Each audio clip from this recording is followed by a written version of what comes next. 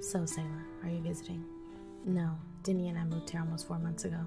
We both studied Japanese culture and took the language. It was an easy decision to settle down here when we decided we wanted to change. She paused to sip her drink. So, we're here for the next 5 years at least. They could leave before that if they wanted to, but Sayla didn't see that happening, at least not anytime soon. And if they wanted to stay past that, they could renew their work visas. How do you like it so far? It's nice. The people are friendly and there's a lot to do, though I haven't done much yet other than work and settle in. What do you do for work? Satoru asked. I'm an IT engineer that specializes in software design and development. Because she was, it had been fairly easy for her to apply for her work visa. She'd only needed a sponsor, and Denny's director had agreed to sponsor her as well, if she helped them troubleshoot the hospital's interface when there was an issue. What about you, Satoru? What do you do? You're sitting in it, he responded with a smile as he leaned back in his chair. I own this nightclub in the casino beside it. Ah, it was a casino. Sayla had suspected the same person owned them both. The names were too similar for that not to be the case. Looking at Satoru, she could see him owning both entities. There was a certain look she always attributed to someone who owned any trendy spot people enjoyed visiting, and he fit the mold. It's a nice club. One of Denny's friends recommended it, and we stopped by a couple of weeks ago. I remember. You ignored me.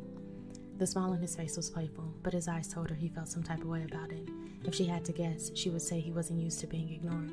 I wasn't ignoring you, she responded. You could have come to me.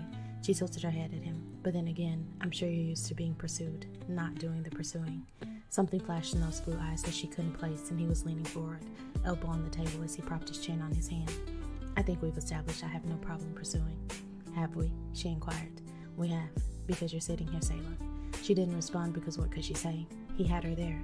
He was the one that bought her a drink and asked her to join him. Satoru studied her for a moment.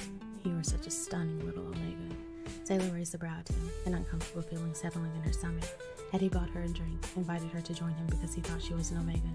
Sorry to disappoint you, she replied, flashing her canines at him. I'm not an Omega. An Alpha, Satoru thought as he studied her canines. They were smaller than his, though most female Alphas were. They weren't blunt like those found in Omegas or Betas. My apologies, he stated, sensing his assumptions might have upset her. I saw the scent patches and assumed. He caught her eyes, and I am far from disappointed. Satoru had no problem with her being an alpha. He'd dated a couple when he was younger, and while he'd ultimately pursued Omegas mostly, that attraction usually stems from their appearance and pheromones. Genetically, Omegas were smaller than alphas, soft and curvy, or lithe if they were male Omegas. Female alphas tended to be proportioned like male Omegas, lithe or lanky, not as curvaceous as Omegas.